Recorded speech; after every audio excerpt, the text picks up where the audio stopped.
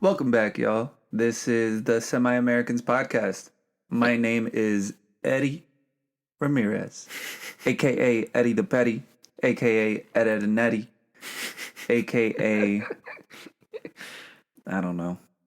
That's pretty good. And then we got Manny Flacco. Where is Manny Flacco? The people have been asking. Yeah, I don't know what people that is, but shout outs to them, I guess. Shout out Berto. Yo, shout out to everybody, man. Shout out to all the countries of the world. I'm learning a lot about geography, man. When we look at these stats, I'm learning about places. What was that one place that you looked up? We had a listener from the fjords. Yeah, I don't even. Shout out to them. Somewhere up in Norway. Shout out to them, man. Thank you for everybody tuning in. This is now episode 7. We haven't named it yet. We'll figure this part out, depending on how this recording goes. Quality content, man. Quality content. Yeah, thanks a lot for everybody that continues to listen. Thanks to everybody that keeps continuing to share. We're speaking truth into the world, so we've seen good support on that side. And it's not so much about the followers; it's really about reaching out to an audience. And when Eduardo and I started this, our main goal was to be a positive force within our communities. So we try to stand on the we do stand on the side of truth. So I'm excited about where we're headed in terms of that. Yeah, I'm excited, man. How you feeling? I feel good, man. I want to give a special big shout out to our friend Bree Burrito. Woo! Happy birthday, Bree. Her birthday was last Thursday. Bree, for those that don't know, played such a central role in the development of this podcast as well. She has her own podcast, actually. Eduardo's been a guest on it a couple times. Yep, the Bree B podcast. Yep. Y'all go ahead and take a listen to her material. And she also did some of the like cover art imaging software. I don't. This is your part, bro. All your Photoshop needs. There you go. Yeah, reach out to her. She does some great work, and she'll take all your thoughts and concerns into consideration as she comes up with something great. So shout outs to Bree. She's out in California. Shout outs to Cali. Probably be heading there soon myself. So oh yeah. All right, man. So I don't know. I'm thinking. Ooh, I should probably give an update on the situation in Ethiopia. Unfortunately, the fight is intensifying. The TPLF is, of course, using the trucks that the UN provided for aid to transport their soldiers. There's videos all over. So there's quite an immense amount of evidence showing how they're trying to play victim, but at the same time they want to be aggressors and kill innocent people. So I will do everything in my power. I'm trying to figure out what the best way to bring more awareness to this situation is. I'm going to try to reach out to some of my local officials as well, local government. And I don't know, we all have to make our voice heard because this is not okay. It's not. The worst thing we could do is stay silent. So, and you know how passionate I am about this. And you're not even Ethiopian and you're passionate about this at this point. So, yeah, well, if there's any developments or updates, I'll definitely make sure to let people know how that's going. May God continue to protect Ethiopia and continue to bless Ethiopia. All right, so I know we want to have a lighter episode this week as well. We've both been going through a lot. Probably the most L's I've taken in a week in quite some time. I wish life had a bye week, man. You know how they got that in football? I wish you could just have a bye week where it's like, all right, just rest up. Like, it'll be okay. Yo, my fantasy team isn't even winning, man. It's all else for me. No, you might take a W tonight. We'll see. We'll see about it. The first one, but hey, you just got to get one. 0-5, baby. There you go. Hey, so on a moderate note, maybe not as serious, but there's this quote that I heard from R.I.P. Nipsey Hussle, and like Nipsey is great. Shouts to L.A., Cali, and he was Abasha as well. His father's Eritrean, his mother's from the States. But he said it was an interview, and this is a question that I've asked a couple people in my life as well, because I always I try to learn from people, and I always try to gain different perspectives. He said, would you rather be at peace with yourself and at war with the world, or would you rather be at war with yourself and at peace with the world? That's crazy. I don't know. What are you thinking? Because I have my answer on it, and okay, answer it in two ways, right? Where are you now? And answer it with what will be ideal for you. All right. So, would I rather be at peace with myself and at war with the world, or at war with myself and at peace with the world? Where are you currently? I think I would rather be at peace with myself. Just because there's always so much going on. Bro, like everything that's going, you're never at peace with the world. Hey, I dig it. I just don't see that as an option. Yeah, like the only way you could achieve any type of peace is just being at peace with yourself. Right? I think bro, it's what you said earlier is kind of seeping in, right? Like, because it's like there is peace in knowing that you can't control everything, right? And understanding and accepting that. Oh, you're talking about okay. Yeah. When you said what you said earlier, you're talking about the short.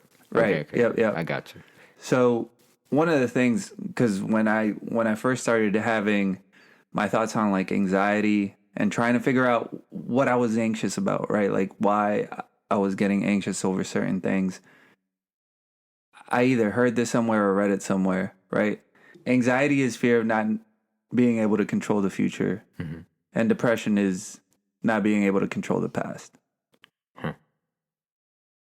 That to me kind of led me into that idea of I know I can't control everything. I can't control everything, and I'm okay with that. I think I was, I have my little OCD things that I do. Sure. I think I've gotten to the point where I know I can't control everything, and it's better that way. I don't blow up in anger. I don't get anxious. I mean, I still do get anxious, but it's like working through the anxiety is knowing that I can't control everything that's going on in the world. So are you at your ideal point? Is that what you're saying? Are you at a state of being at peace with yourself and at war with the world? Is that where you're at? Well, I don't think it's like a moving target, right? Peace is like a moving target. One, because you're getting attacked in all directions, from different events that happen in the world, either family or, the economy or your bills or your car messes up or, your back starts hurting. It's just, look, man, it's a mental game. Life is a mental game. And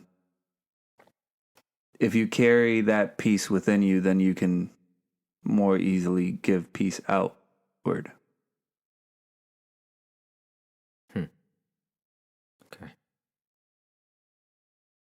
I mean, obviously, there's a lot to unpack. Yeah.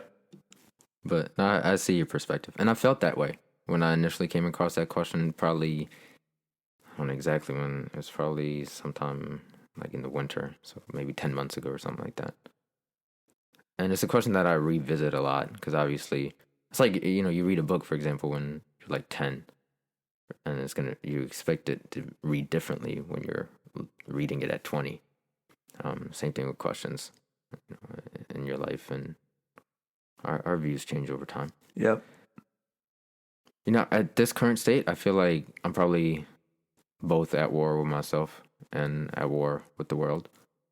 I think I see so many of the injustices in the world, and especially lately, It's gotten to a point where it's bothering me a lot more. Like, it's making me angry. So I can't say I'm at peace with what's going on with the world. Especially when I feel like there's a part of me that could affect some change. And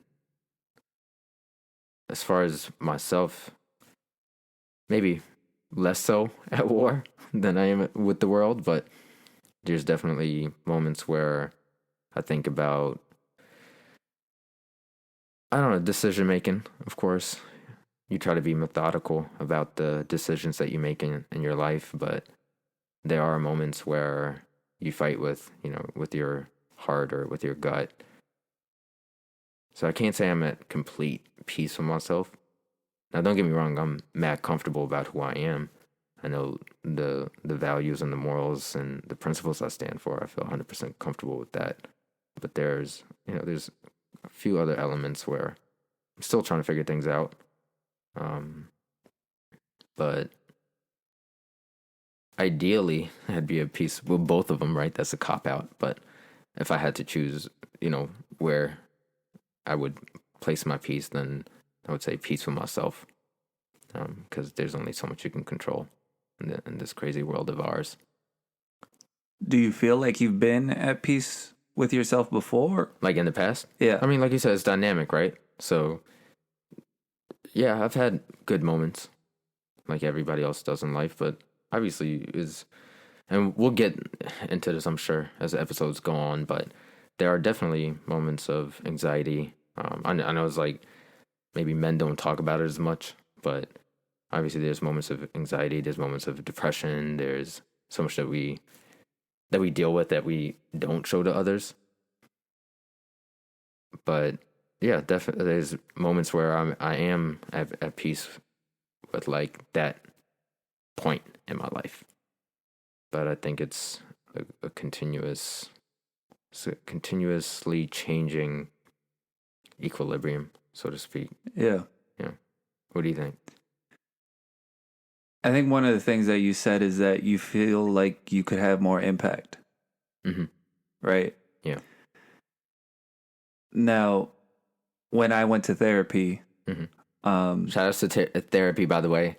Everybody should try to get a therapist. No, look, I don't care, because different cultures look at it differently. Yeah. Right. That's a whole other episode on its own. But yeah. Therapy is great. You don't have to be going through something to go to therapy. Yeah. Do therapy. Yeah. 100%. Unless it was my old therapist, don't go to her. my dude got fired by his therapist. Yeah, that's the first time I've ever heard that. my therapist, she quit on me. She didn't even quit on me. She double booked me and then said, "No, you're still paying me." And I was like, "Wait, I didn't even." Whatever, man. Anyways, but she told me, one of the things that she told me was that anger is a secondary emotion. Maybe that's not the proper term, but she said behind anger is a primary feeling. That anger is just a reaction to a feeling. Okay. It's not actually what you feel. So, do you think that anger comes from frustration of not being able to have an impact, or does it come from like sadness of the realization of everything that's going on? Probably both. Let's be honest. I mean, the fact that I don't know. If you know anything about me, then empathy is the only thing that if somebody asks me like, what are you good at? I'll say empathy. I won't I don't see that many great qualities within myself. Like for myself, obviously, ask my mom, she'll tell you a million things, right? Ask my dad, same. But for myself, I think empathy is really the one thing that I'll go to. I don't see how people can do some of the things that they do. That's what it comes down to. I don't see how people think it's okay to murder innocent people. Like I'm referring to the situation in Ethiopia, for example, right? Or even in the States, the senseless killings of blacks. It'll drive you into a real bad place if you really sit there and try to wrestle with it. So there's a component of sadness that maybe I feel to even a greater extent because of who I am. And I'm sure you can relate to, as much as you like to say, oh, people don't think I exhibit empathy, but personally, I think you do. And then the component of not feeling like you're making an impact. I mean, we're driven by that as humans. I think that's our thing, is you want to be part of something that brings about a change in this world. Now, positive or negative, that's up to you, right? I would venture to say most people want to have a positive impact in this world. That's not the case for everybody, but it's both-sided, man. I wish I had a more clear-cut answer for you, but it's still something that I'm working through myself. So, it is what it is at this point. So I think that's really where a lot of people decide how selfish they want to be. And it's really hard, right? Because you do want to be at peace with yourself. I'm sure everybody wants to be at peace with themselves. But that also causes some people to alienate themselves and dissociate with just what it is to be a human, right? Mm. Because you do get frustrated, you do get sad, and then some people are like, what's the point of even caring anymore? Yeah. You've been there a couple times, I'm sure. I have too. Yeah. It's really hard because I have been at that point. It's always hard for me when I see somebody who is way beyond gone, right? Mm-hmm. In terms of having any sort of empathy. Right? We see somebody like Jeff Bezos. Right? Like, yeah. You got to think that the dude at some point was just a regular empathetic guy. Yeah, probably. I mean, and I'm sure he still like donates to charity and all of that, but it's so weird. Like, he's so disconnected from the reality of the regular person. Of course. Right? So it's like, who is he at peace with? Like, what is the potential peace that he might find? Right. But you kind of going into the argument of does money buy happiness too a little bit here. You kind of like touching upon that a little, because they'll say what was it? It was like a Childish Gambino, Donald Glover. He said in an interview, and he was like, "You need money to make things happen. You do need it. Like, money is power, right?" Now, to what extent, everybody that has a lot of money will tell you, oh, it doesn't buy happiness. But it's hard to imagine that you wouldn't be able to do more, right? But then maybe your perspective also changes with the amount of money that you have, right? As you accumulate more wealth. Maybe the game is to continue to accumulate more wealth, and you're not thinking the same way as you did before you come into money. So in your example of Jeff Bezos, then maybe that's kind of what happened with him. I don't know. Yeah.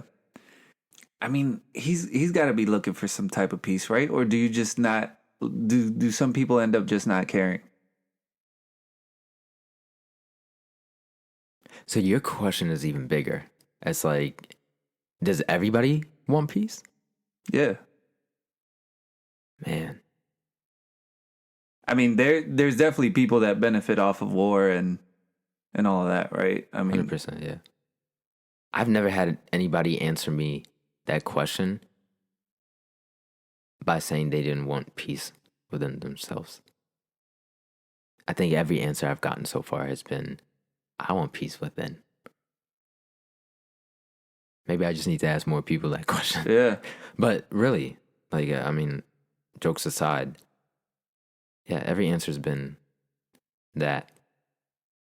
Maybe that is, like, I mean, one of the things that we chase in life is peace within. Now, how do we get there? That's a whole other. Yeah. And what is the definition of peace, right? Oh, yeah. Because peace for somebody might not be peace for another person. Yeah. What's peace for you?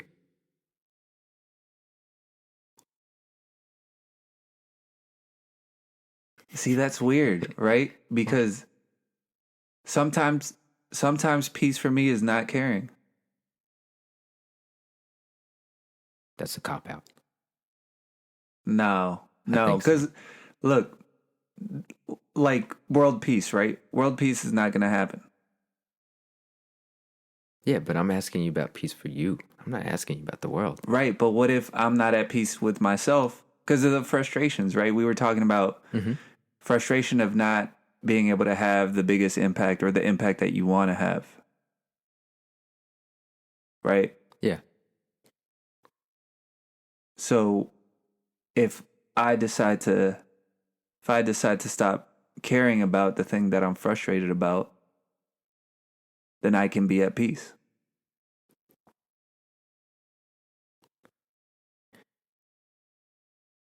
You're doing something interesting. Your peace within is dependent on what's going on with the world.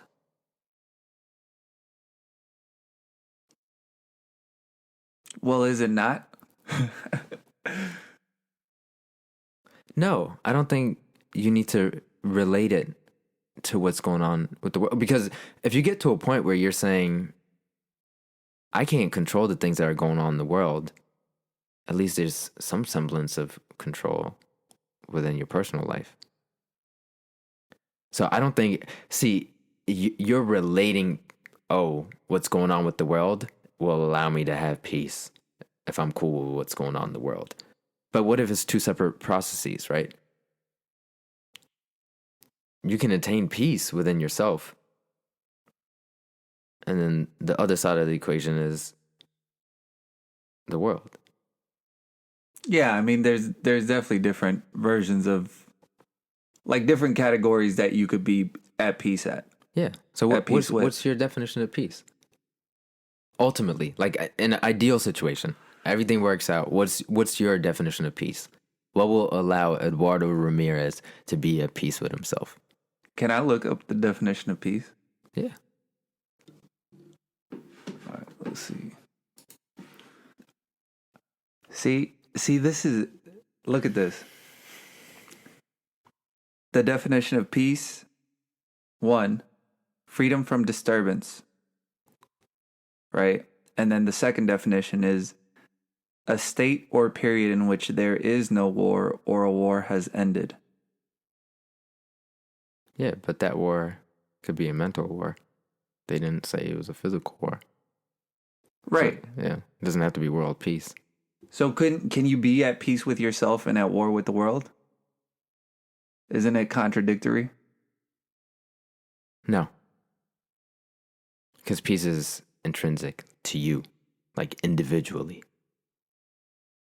You can find peace within yourself and not be okay with what's going on with the world.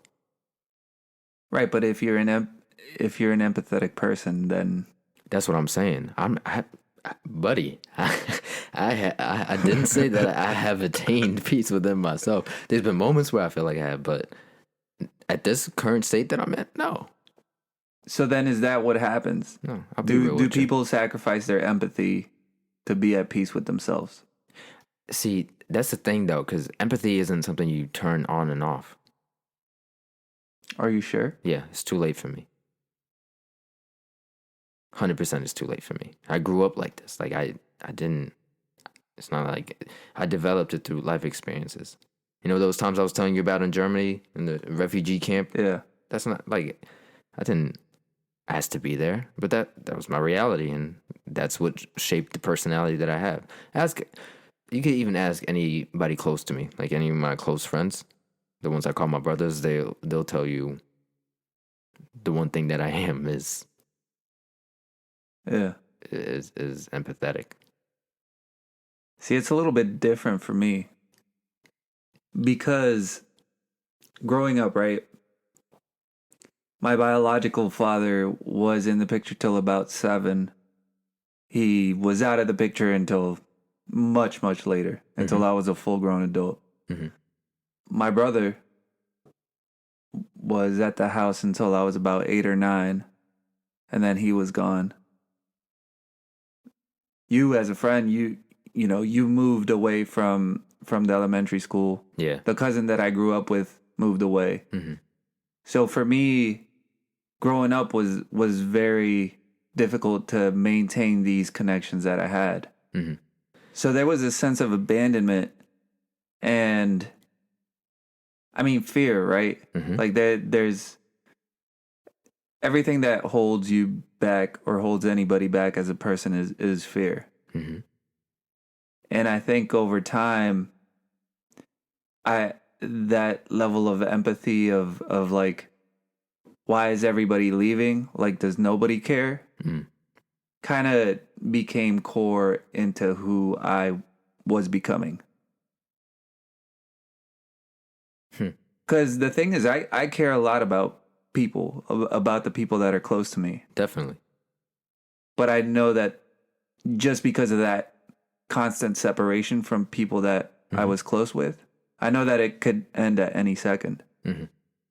So it's hard for me to, or maybe it's not hard for me. It's actually easy for me to decide to stop feeling that care. But see, because I was kind of forced. Otherwise I would have look, I was kind of depressed growing up, right? Just because of that constant abandonment. Mm-hmm. But I forced myself to get over that. Mm-hmm. You know? And I think that kind of allowed me to be able to take that action of, okay, maybe I can't care. Maybe it's better for my own peace to not care. And I think that's been something that I'm able to do, to be at peace with myself. So you equate peace within yourself to not care. Well, there's just something about life that you can't control, right? I want a better answer. Like if I can't control a situation, then there is no benefit in me being emotionally tied to the situation. Like, okay, yes, emotionally I'm tied to it, but what is the benefit of, in my mind, constantly being stuck on the feeling?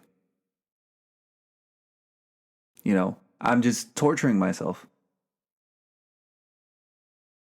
I'd just be constantly thinking about why I can't control it. That's what anxiety is, right? You can't control a situation, but you get frustrated, you wish you could, you wish you knew what to do. But you can't.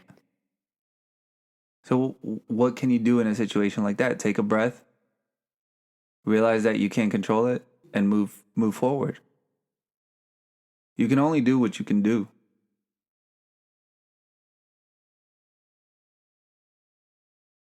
So peace for you is acceptance. That's what you're saying. Yeah, peace is acceptance that you can't control it. Mm-hmm. And yeah, maybe the way that I'm saying it in not caring, but yeah, it's accepting that I can't do anything about this. Mm-hmm. That's your definition.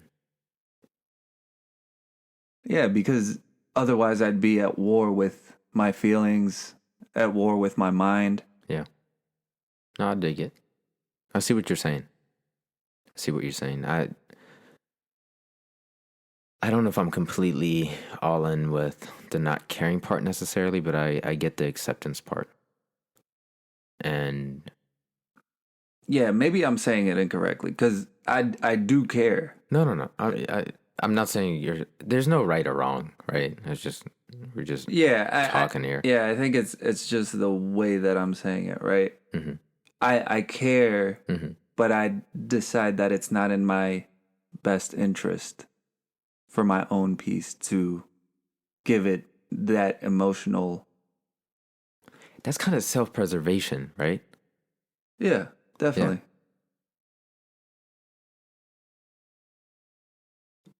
I don't know. I have to try and figure out what my definition of peace is too, right? Because acceptance is a part of it for sure. understanding there's a lot of humility in it. Understanding your limitations. And I'm a God fearing man. I mean, you've known me since I've been mad young, but there's a good portion of me that understands limitations, human limitations, and you wrestle with that sometimes too, because there's a question of, for example, if something doesn't go your way, the why. I'm still working on that for sure. But as far as my definition, it's very, has so many various parts to it. It's kind of like we had this talk maybe a couple months ago. I forget exactly when, but we were talking about love. And I was like, I think love is a collection of feelings, right? And it's not just one thing. And I've given it more thought, and I don't know. Maybe it is just one thing. Still trying to figure that part out. But as far as peace is concerned, acceptance is. I would say acceptance would be part of my definition.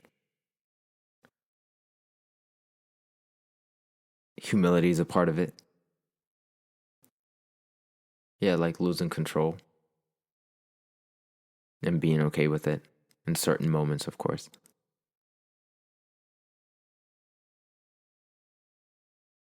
I'm trying to think what the most peaceful people that I know, like how they live their life. I don't think I know peaceful people. Yeah? You can't point to somebody? I don't think so. I'm not gonna lie, I'm having a hard time too. Are there peaceful people? This is turning into the episode of you open one door, it leads to more questions. So you open another door, more questions. I don't know. You know what? I'd love to have the listeners' view on this. Yeah. Like, people, please, like, send us messages on Instagram, reply on Twitter, or like DM or whatever it's called. And yeah, reach out to us. We really want to know what people's thoughts are on attaining peace. Help us out. I think it's just one of those things, like, there can't be good without evil. I don't think it's really something that's necessarily attainable in the true definition. Like, it's always a work in progress kind of thing? Yeah, because the mind and the heart are always going to be at war. Yeah. Right? Nah, hey, look, I had a recent situation. You already know. I had a recent situation where that was the case, and I was like, oh, man. Yeah. Victims of circumstance, but yeah. So you can be at peace with the person and then at war internally. You can be at peace with the situation and at war internally. Yeah, I'd say so. That's probably where I'm at. Man. So much for a lighter episode. This is good, though. Yeah. I feel like I like leaving it open-ended like this. Yeah, I agree. Yeah, and seriously, please, if anybody has any thoughts, we'd love to hear them. So feel free to reach out to us, even personally text us. I don't want to forget. I want to give a special shout out to one of my brothers, Daniel Yu. Shout out Daniel. Yeah, shout out to Daniel, man. He's been such a supportive person as far as, I mean, in life too. I actually reached out to him. He'll be a guest in one of our future episodes pretty soon here. Just a great brother. He's been there whenever I've needed him. So, and vice versa. When I don't take that brother label lightly. So he's definitely in that elite company, as you are as well, of course. But shout outs to him. I really appreciate all the support you've given us. He gave me some ideas as well, like when we were first starting off. So Shout outs to him. And shout outs to everybody else that keeps sharing. Seriously. And I look forward to continuing to drop more episodes as time goes on. Hopefully, I don't know, once a week is good, but we might even have an afterthought segment that we've discussed as well. Oh, we did get that TikTok. We haven't posted anything, but I don't even know how to do that. We're just gonna have Lily help us with that, man. She's no idea. She's congrats to Lily on starting her new job. Yeah, congrats, Lily. And her episode did very well as well. So we got good feedback regarding that. And I know she was a little nervous like before, as rightfully so. But no, she did great. Yeah, I'd say for anybody that wants to come on and be a guest, it can be a little nerve-wracking, but that's what we got the edit button for. So come and tell your story. Tell us your thoughts. And we'll make you sound like a pro. I love that. It's like a tagline. All right, cool, man. You want to take us out here? Appreciate you guys listening. Follow us on Twitter, Instagram, TikTok now. We might post something eventually. But yeah, thank you guys. Episode 8 next week. Let's go. Peace. Peace.